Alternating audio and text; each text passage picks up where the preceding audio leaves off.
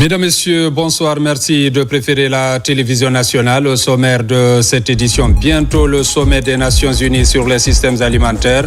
Le comité multisectoriel vient d'élaborer un rapport sur les avancées en matière de transformation alimentaire et nutritionnelle en Guinée.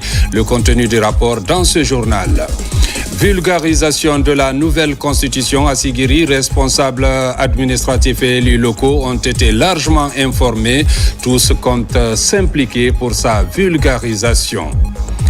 La pharmacie centrale de Guinée a engagé de nombreuses réformes pour répondre aux besoins des populations. On note dans ce secteur la construction et la modernisation de ces installations. Le focus dans ce journal.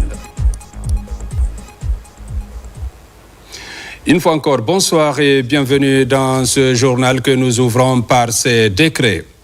Décret D 2025-0137 PRG CNRD SGG portant nomination d'un commandeur dans l'ordre national du mérite. Le président de la République, vu la charte de la transition, vu la loi L 94-002 CTRN du 26 janvier 1994 modifiant et complétant l'ordonnance numéro 116 PRG-SGG du 22 septembre 1986 portant création de l'ordre national du mérite. Vu le décret D 2021-002 PRG-CNRD-SGG du 27 septembre 2021 portant nomination du grand chancelier de l'Ordre national du mérite décrète. Article 1er. En reconnaissance d'éminents et loyaux services rendus à la nation, le grade de commandeur de l'Ordre national du mérite de la République de Guinée est décerné à l'ambassadeur des États-Unis d'Amérique en Guinée, son Excellence, M. Troy Damian Fitrel. Article 2. Le présent décret, qui prend effet à compter de la date de sa signature, sera enregistré et publié au journal officiel de la République. Conakry, le 23 juillet 2025, signé Général Mamadi Doumbouya. Décret D 2025-0138 PRG-CNRD-SGG portant nomination d'un commandeur dans l'Ordre national du mérite.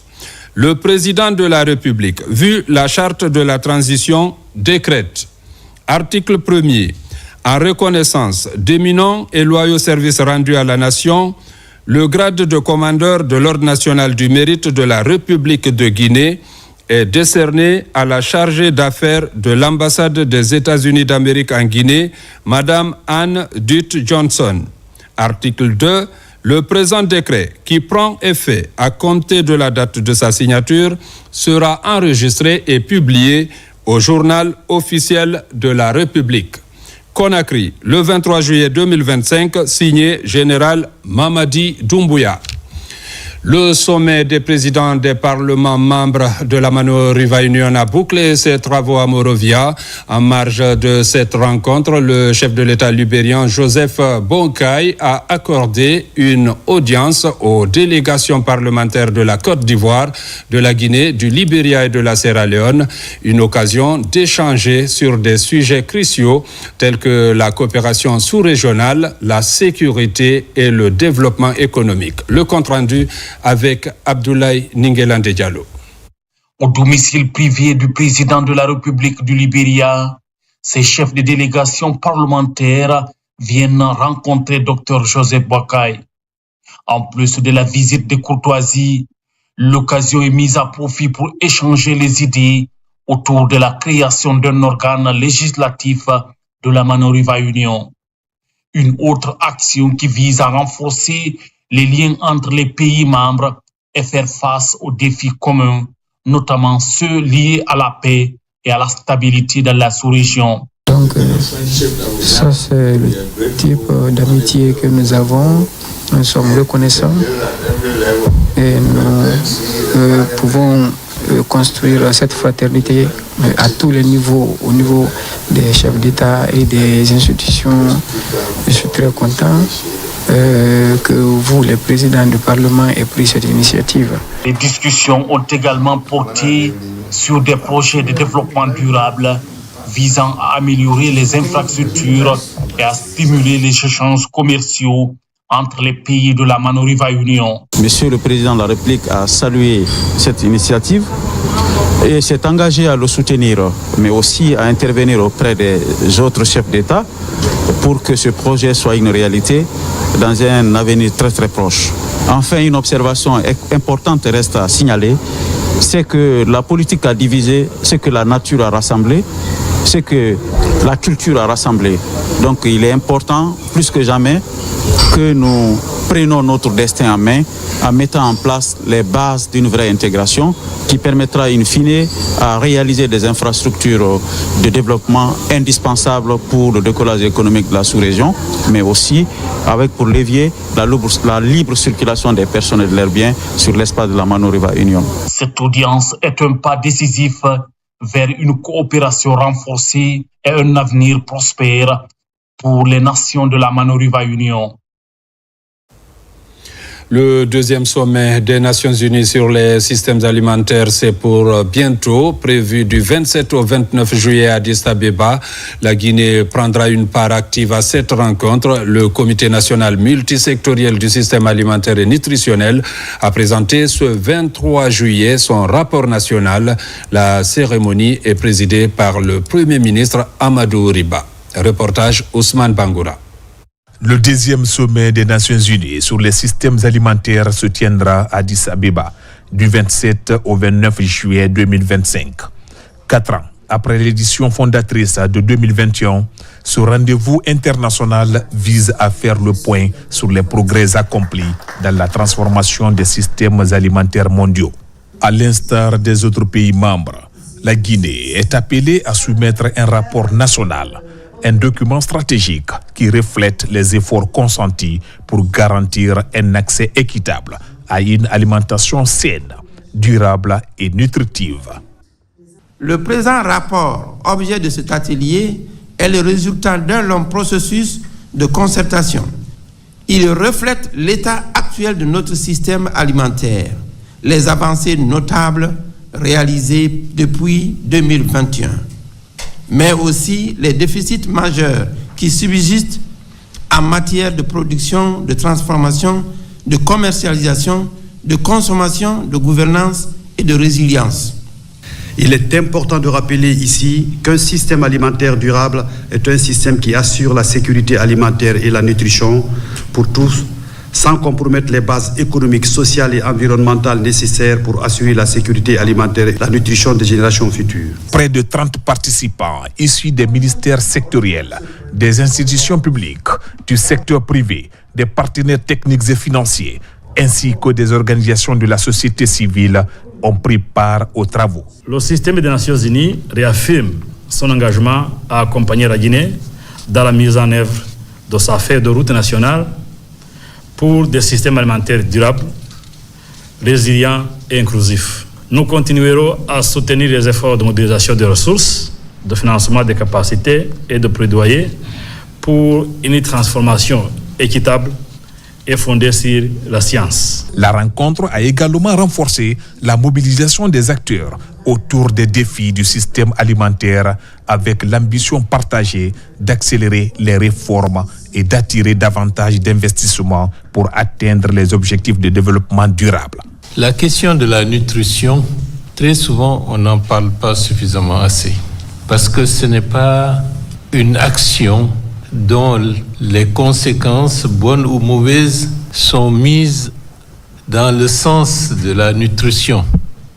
La plupart du temps, lorsqu'on assure un diagnostic approfondi, on se rend compte que la question de la nutrition a été une des questions qui n'a pas été bien gérée durant la petite enfance. Le couple nutrition-vaccination doit désormais aller ensemble. Ensuite, nutrition-vaccination, la question scolaire, l'éducation. La Guinée aspire à aller dans cette direction pour rattraper, disons, un certain décalage au détriment de nos intérêts nationaux. Un rapport enrichi, des engagements consolidés et une dynamique inclusive saluée par l'ensemble des participants.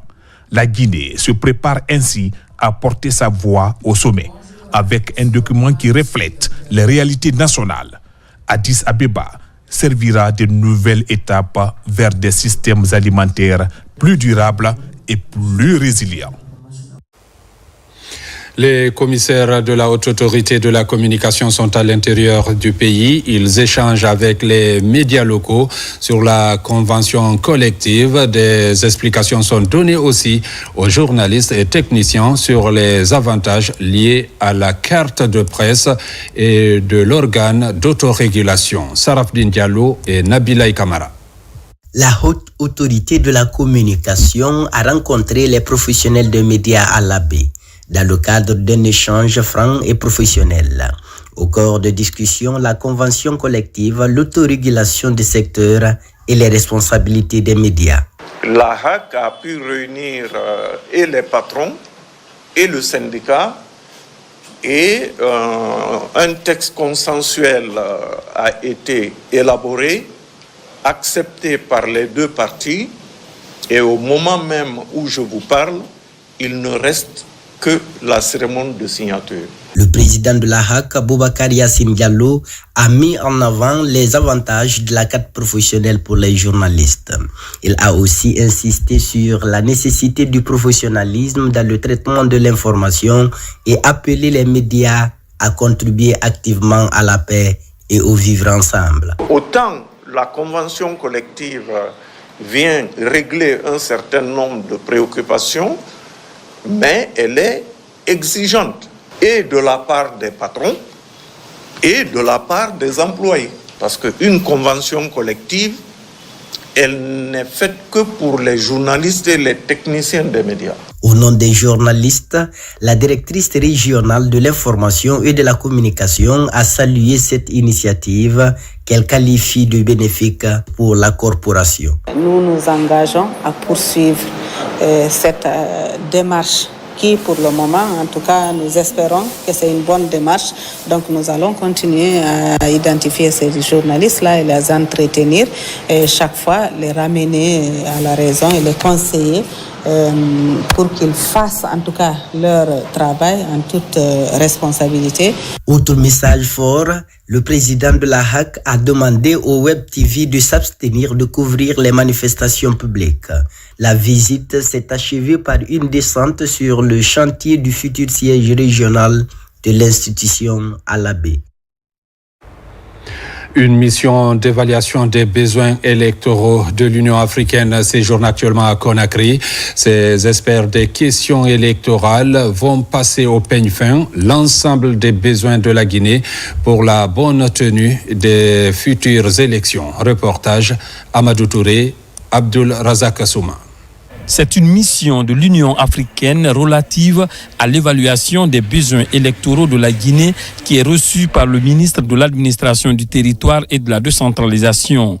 Elle intervient à une étape importante du processus où depuis près de 2 ans, le gouvernement guinéen, à travers la volonté politique affichée par le président de la République, le général d'armée Mamadi Doumbouya, a engagé de nombreux chantiers très avancés dans les préparatifs d'un retour rapide à l'ordre constitutionnel. Nous allons voir comment trouver des réponses à vos différentes sollicitations pour vous accompagner dans vos efforts, les efforts des autorités et du peuple guinéen pour faciliter justement ce processus en cours. Mais avant cela, Monsieur le ministre, je voudrais porter ce message de félicitations. De félicitations pour tout ce qui a été déjà fait à ce jour. La préparation de l'avant-projet de constitution a été une étape importante qui permettra d'ici peu de mobiliser l'opinion nationale à pouvoir s'exprimer sur cet avant-projet de constitution, ce qui ouvrira la voie aux autres étapes qui suivront pour permettre à la République de Guinée d'avancer résolument dans la voie qu'elle s'est tracée pour le renforcement de la démocratie et le renforcement, par conséquent, de la paix. La démarche intervient également pendant que la Guinée se dirige vers la tenue du référendum constitutionnel suite à l'élaboration d'un avant-projet de la nouvelle constitution qui sera soumis au vote le 21 septembre prochain. Évaluer les besoins, c'est pour nous apporter, n'est-ce pas, des aides, mais nous sommes déjà à une vitesse de croisière grâce à la volonté politique de son Excellence, Monsieur le Président de la République. Et si, alors, on nous apporte aussi de l'assistance, c'est pas mauvais, on a besoin, parce que nous voulons partir vite. Le Président tient à ce que ces élections-là se tiennent dans le courant de 2025. Pendant leur séjour à Conakry, ces experts de l'Union africaine et les cadres du ministère de l'administration du territoire et de la décentralisation vont passer au peigne fin l'ensemble des domaines d'intervention de l'organisation continentale dans un cadre de renforcement de capacités opérationnelles dans le sens de la réussite de l'organisation des futures échéances électorales.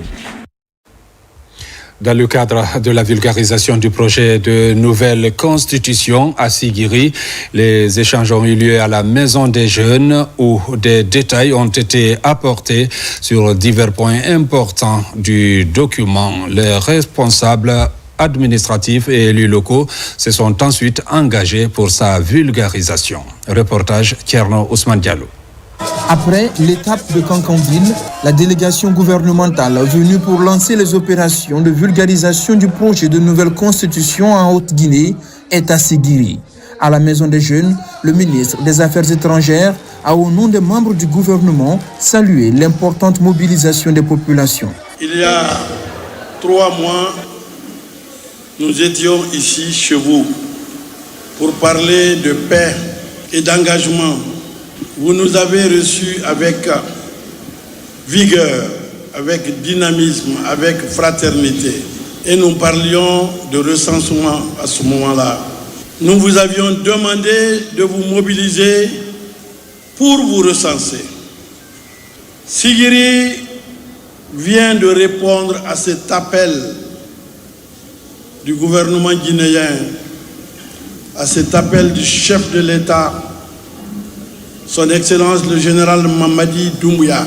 Vous êtes premier dans le recensement national. On nous a dit que personne ne se recenserait à Sigiri parce que vous êtes dans les mines, parce que vous n'êtes pas occupé à faire autre chose que cela. On nous a dit que politiquement, vous n'étiez pas très engagé. Vous venez de prouver le contraire. Vous êtes premier de la Guinée. Relativement au projet de nouvelle constitution, la délégation gouvernementale a expliqué à la population de Sigiri ce que représente le document pour la Guinée et les éléments nouveaux intégrés avant de procéder à sa remise aux autorités locales et appeler à sa large vulgarisation. La spécificité guinéenne est dans ce projet. La famille, ici, le respect des enfants pour leurs parents et leurs collatéraux, c'est ici.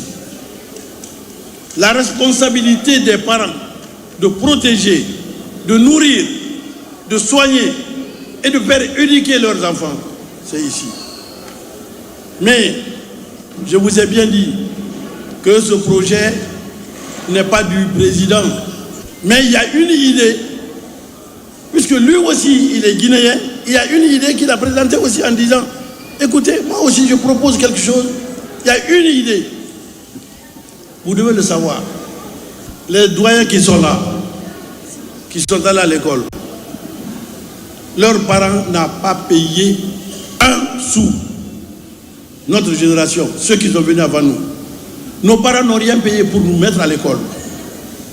Nos cahiers, nos craies, nos bâtonnets, nos sacs, c'est l'école qui donnait, ce n'était pas l'école, c'était l'État guinéen qui le donnait, le jeune État guinéen. Cela a été fait quand la Guinée était sous sanction par les colonialistes qui n'étaient pas contents qu'on se soit libéré. Et l'idée du président, c'est de dire au moins, j'ai besoin d'une chose, je veux que vous mettiez ça. Que la charge de l'éducation scolaire des enfants soit à entièrement dévolue à l'État guinéen. Désormais, si vous adoptez cela, les enfants iront à l'école gratuitement. Mais le mot gratuitement ne marche pas. Il n'y a rien de gratuit. Vos enfants iront à l'école à la charge de l'État guinéen. Ça, c'est une grande avancée. Nos citoyens se réjouissent aujourd'hui en face de ce projet de nouvelle constitution sociale. Cette nouvelle constitution prévoit la protection du domicile, la sacralité de la vie humaine. Plus, elle prévoit le droit à la santé, à l'éducation.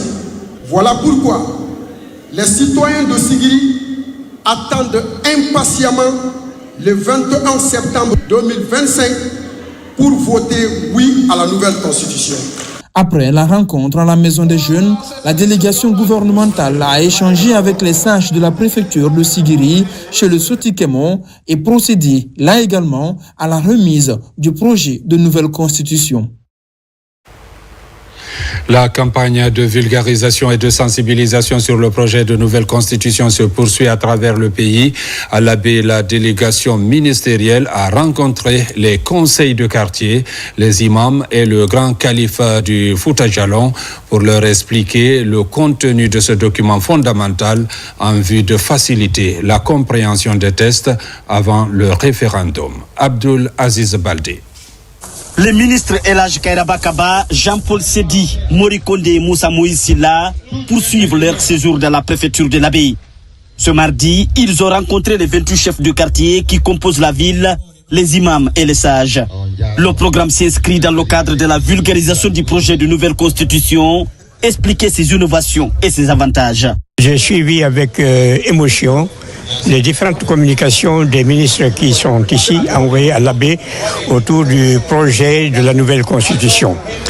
J'ai décelé une pédagogie, une fidélité, une éloquence avec lesquelles ils ont pu présenter réellement le projet de la nouvelle constitution à la population de l'Abbé massivement réunie. Au-delà des aspects politiques à l'intérieur de cette constitution, en tout cas définit le vivre ensemble, la cohésion entre les populations. Elle définit en tout cas tout ce qui est lié au développement socio-économique de notre pays. De l'Abbé, la délégation s'est rendue dans la sous-préfecture de Dionfo pour présenter le même projet de nouvelle constitution au calife général du Fouta, Elhadji Abdoulgadir Dionfo. Un moment d'histoire marqué par des prières et des bénédictions. On n'a pas le statut de sage gratuitement. C'est le fruit d'une vie entière passée en sagesse, en dévotion. Donc on ne peut que venir rechercher auprès d'eux d'abord l'adhésion à cette idée et leur soutien. Parce que nous sommes convaincus que quand eux-mêmes sont d'accord avec les idées que nous avançons, c'est que ces idées sont justes. C'est des vecteurs de communication qui sont efficaces et il faut mettre à profit leur riche expérience, leur bénédiction toujours concrétisée pour en solliciter davantage afin que les entreprises gouvernementales, la vision du président de la République, que Dieu les exauce et les traduise en actes concrets au bénéfice de toute la population de notre pays. Les conseils de quartier, les imams et les sages sont invités à parcourir le document afin d'en comprendre le contenu. Dans la ville minière de Fria, toutes les couches sociales de Sombori étaient mobilisées pour comprendre le contenu de cette nouvelle loi fondamentale. Des tests traduits par une mission gouvernementale dépêchée dans la localité à cet effet. Reportage Mohamed II Camara, Aboubakar Junior Camara. L'honneur revient à la ville minière de Fria de recevoir la délégation gouvernementale en charge de la vulgarisation du projet de la nouvelle constitution dans la région de Boké. Ici, la notabilité est d'abord rencontrée avant la population à la Maison des Jeunes. Comme dans les autres préfectures, l'accent est mis sur des articles innovants comme la santé universelle, l'égalité en droit et en devoir entre l'homme et la femme, le droit à un emploi décent et la scolarisation obligatoire pour tous les enfants de Guinée, mais également le droit des personnes de troisième âge. Le projet de constitution que vous portez aujourd'hui à la connaissance de nos concitoyens est le fruit d'un travail collectif, méthodique et hautement républicain, articulé autour des 3 piliers fondamentaux, l'écoute citoyenne et l'ancrage dans nos réalités nationales. Il faut que la population soit informée du contenu de cette nouvelle constitution. Si on n'est pas informé, il y aura une confusion. Donc, dans ce qui a été dit dans la salle ici, chacun a été édifié et nous sommes d'avis. Ces débats sans tabou ont permis aux membres du gouvernement déployés dans la région de Boké d'évaluer le niveau de compréhension du contenu de la nouvelle constitution par des populations laborieuses de Sombori. Nous avons senti beaucoup d'intérêt et des sages qui ont promis d'accompagner ce projet de vulgarisation de cette nouvelle constitution. Mais aussi on a noté beaucoup d'attentes et d'espoir de nos populations par rapport à ce nouveau projet de constitution qui consacre beaucoup d'intérêt au social, que ce soit la parité de 30% pour les femmes, mais aussi le droit à la scolarité, à la santé, au travail, au logement décent.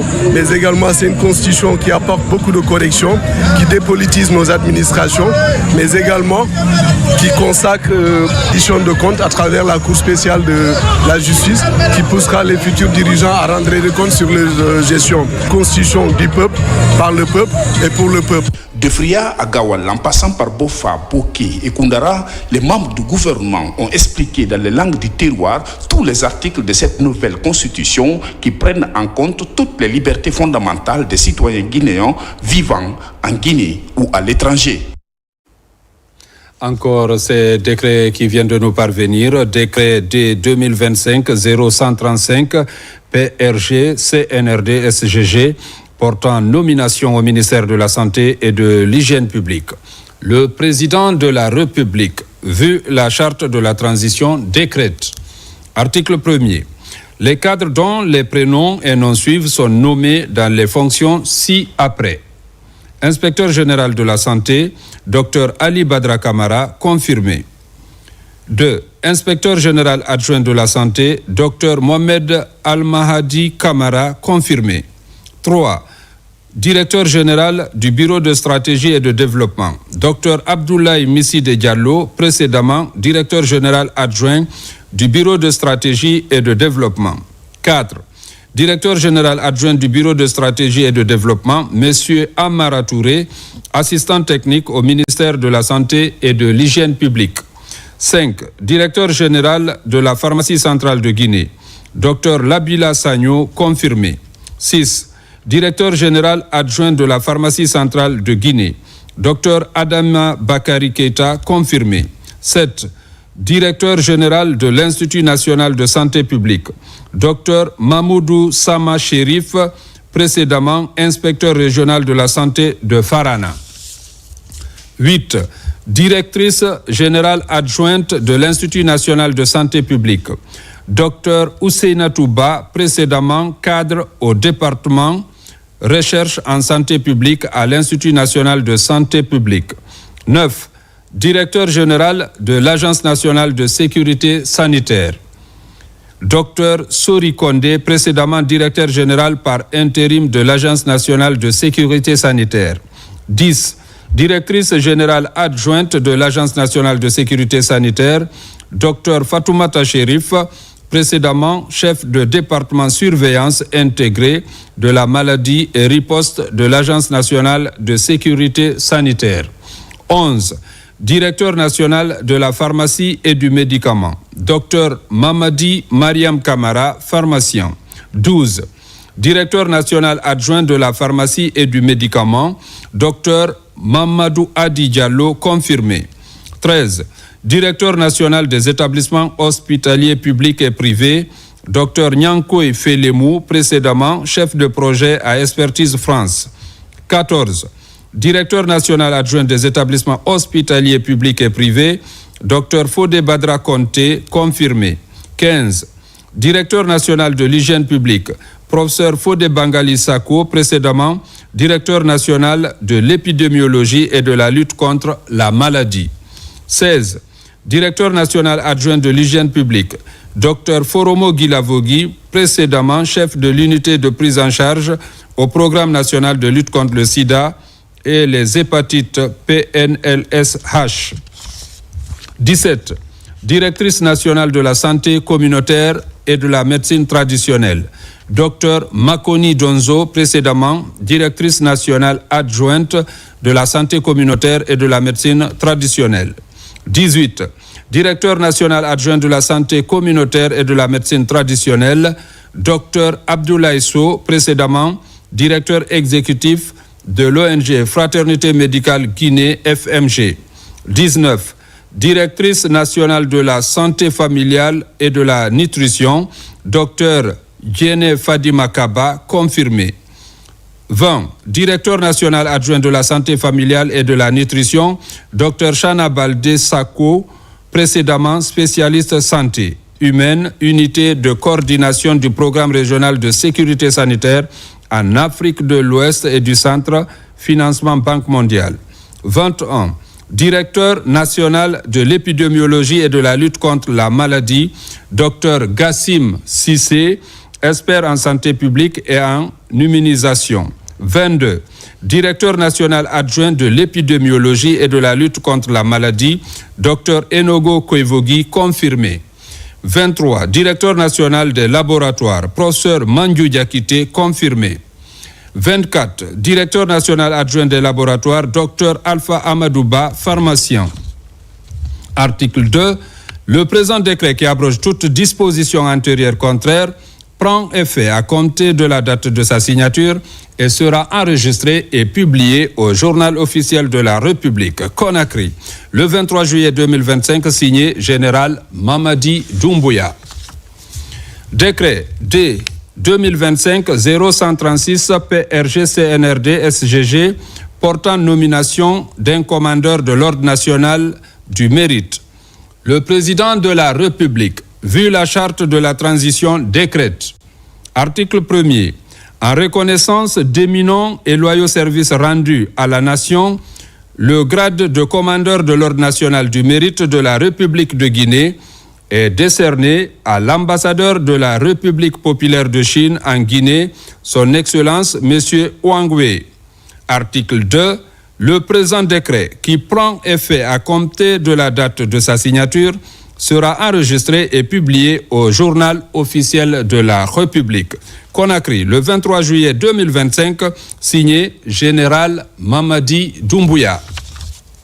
Décret D 2025-0137 PRG CNRD SGG portant nomination d'un commandeur dans l'Ordre national du mérite. Le président de la République, vu la charte de la transition, décrète.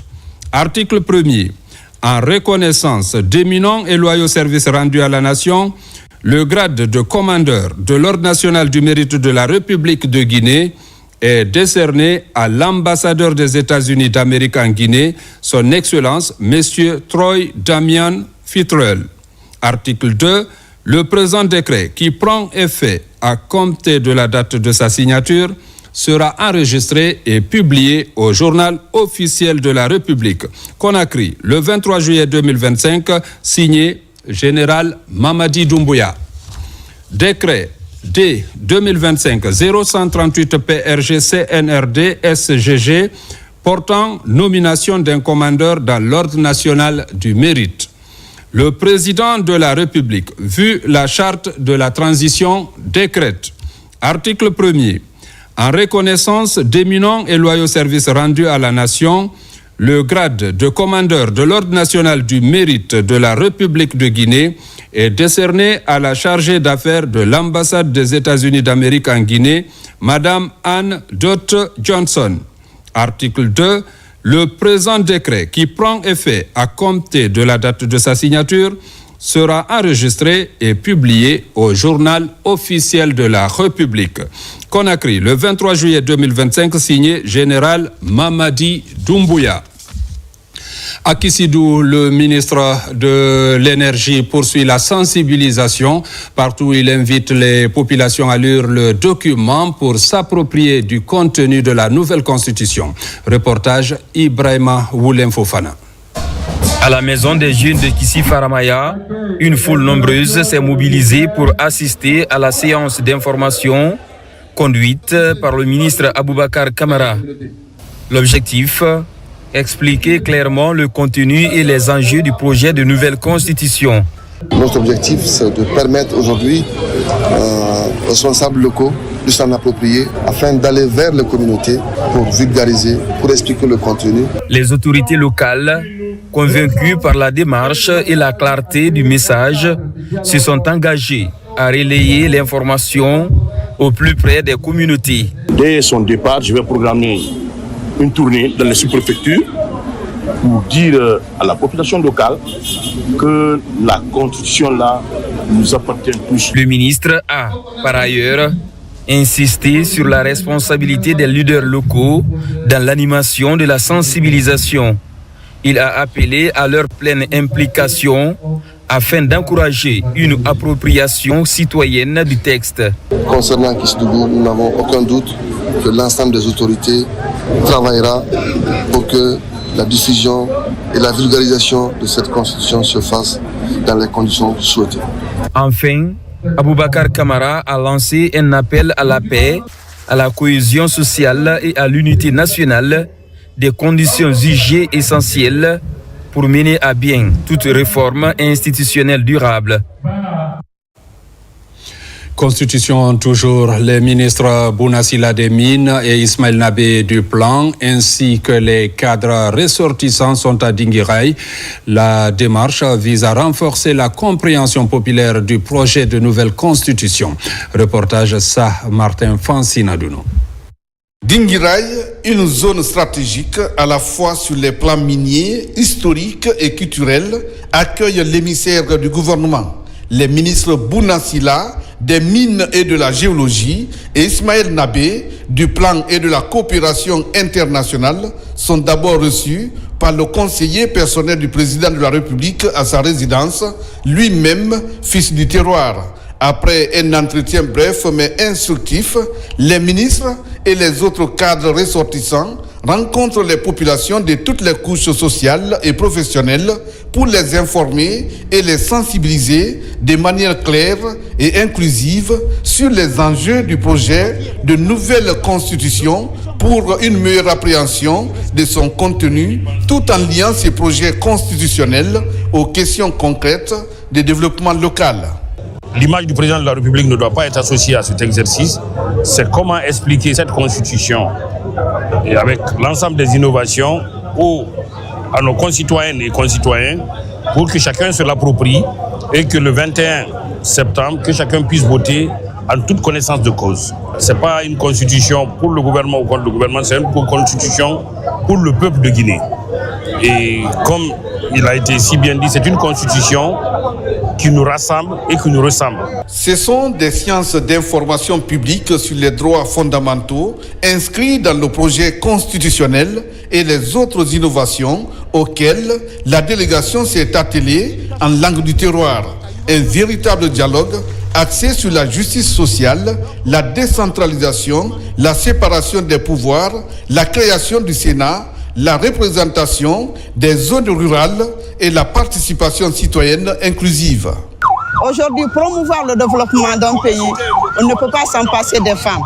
Donc c'est dire que désormais dans la nouvelle constitution, les préoccupations des femmes sont prises en compte à travers l'éducation, la santé, amener les enfants à l'école à partir de 5 ans jusqu'à 16 ans, 17 ans, c'est dire que c'est une innovation. La projection a été faite, tous les articles pertinents de la nouvelle constitution, notamment en ce qui concerne les innovations, en ce qui concerne les avancées qui n'étaient pas dans les constitutions précédentes, ont été présentés. Les ministres Bounasila et Ismaël Nabé et le conseiller personnel du président de la République et leur suite ont prié à la mosquée et la Jumarta de cette cité islamique. Des moments forts pour appeler à la cohésion sociale, à la paix et aussi exhorter les religieux à s'impliquer dans la vulgarisation du contenu de ce projet de nouvelle constitution. Les préfectures de Massanta et de Guékédou viennent d'abriter des séances de sensibilisation et d'information sur le projet de nouvelle constitution. L'objectif principal de cette démarche est de faire connaître le contenu du texte à l'ensemble des citoyens. La mission est conduite par le ministre du Travail et de la Fonction publique, Faya François Bourneau. Faire une large diffusion du contenu du projet de nouvelle constitution avant le référendum référendum sur toute l'étendue du territoire national. Telle est la mission assignée aux membres du gouvernement selon la loi 012 CNT 2025 dans son article 18. Une mission accomplie avec brio dans les préfectures de Massanta et de Kékédou. Puisque les populations s'adjugent déjà ce projet tout en se félicitant de son processus d'élaboration. Cette nouvelle constitution apporte plusieurs innovations majeures qu'il est important de reporter à votre connaissance. Elle transforme, elle modernise, elle réconcilie. Bref, c'est une constitution qui ressemble et qui nous rassemble.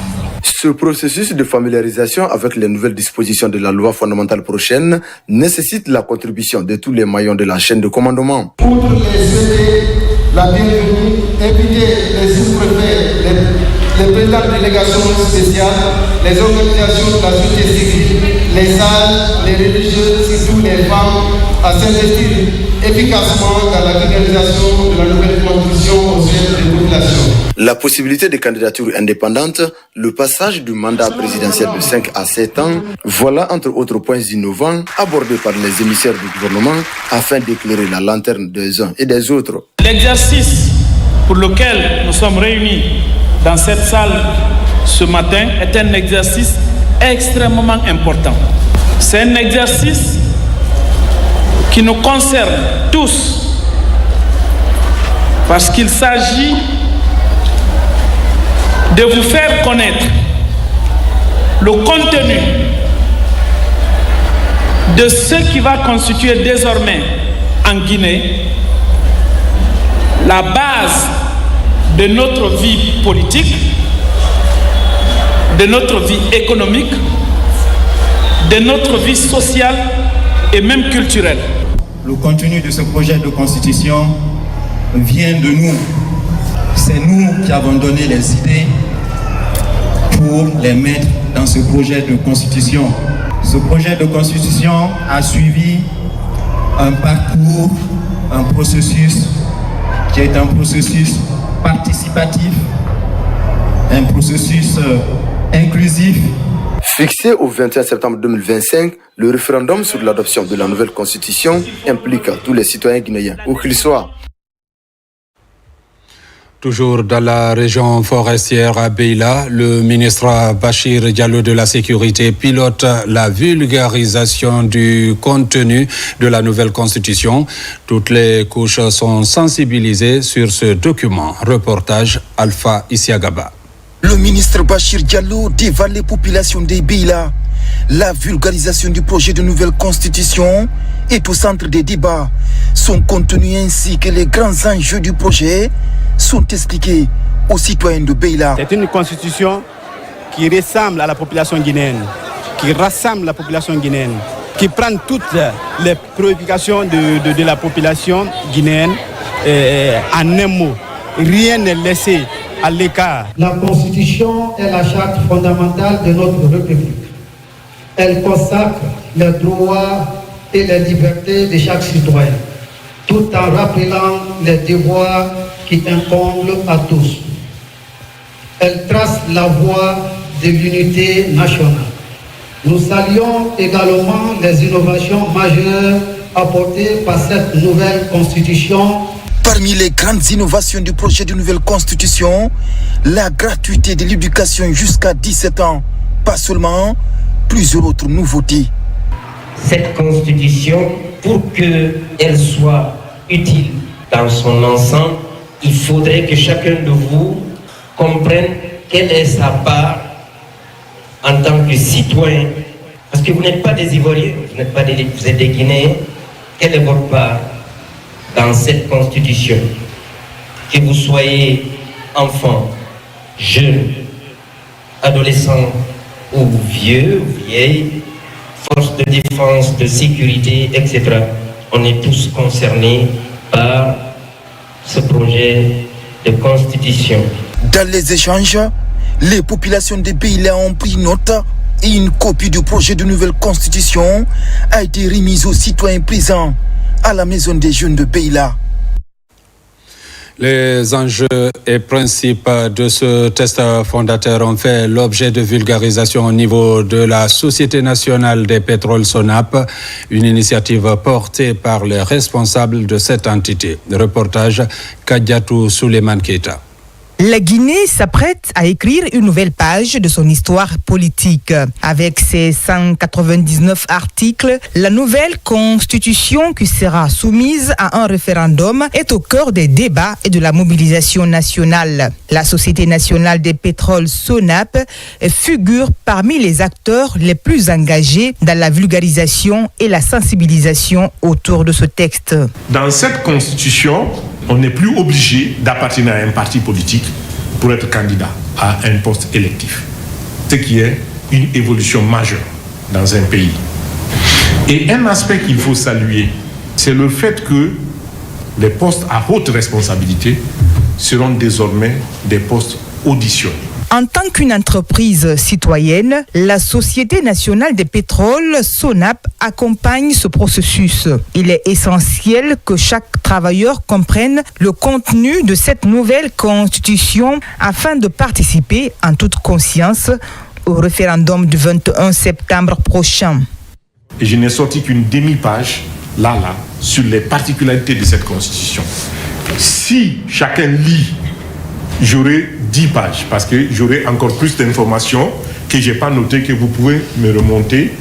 Nous allons nous assurer que là où il y a nos agents dans les préfectures, que les services là-bas aussi aient des copies. Nous aurons quelques autres activités autour du projet de constitution. Cette séance de vulgarisation à la SONAP s'inscrit dans une campagne nationale qui vise à offrir à chaque Guinéen les clés de compréhension de la nouvelle constitution pour que chacun puisse s'exprimer librement et en toute connaissance de cause lors du référendum prochain. À Eramakono, c'est dans la commune de Matam. Le porte-à-porte est entamé par le mouvement dénommé SOMAG pour expliquer aux citoyens le bien fondé du nouveau test fondamental visant non seulement à améliorer les conditions de vie et de travail de la population, mais aussi prendre en compte l'essentiel de ses préoccupations. Reportage Bakary Bambakonde. À quelques mois du référendum sur la nouvelle constitution, le mouvement citoyen SOMAD a lancé une campagne de sensibilisation dans la commune de Matam, précisément au quartier Ermakono. Loin des grandes tribunes, ce mouvement a choisi le contact direct avec les habitants, organisant des tournées de porte-à-porte pour expliquer les tenants et les aboutissants de cette nouvelle constitution. L'approche est d'informer chaque citoyen, quelle que soit sa situation, avant le vote décisif de septembre prochain. Il faudrait que tout le monde soit au courant, tout le monde soit informé, que ce soit de Conakry jusqu'à Zéro, juste dans les petits villages, tout le monde doit connaître le contenu de ce projet, non seulement connaître et accepter aussi. Pour accepter, il faudrait qu'on cherche à les expliquer. À travers cette méthode, le SOMAD veut s'assurer que tous les citoyens aient une compréhension claire des changements proposés par la nouvelle constitution, des droits et devoirs qu'elle garantit et de l'importance de leur participation au référendum. Ça, c'est notre constitution.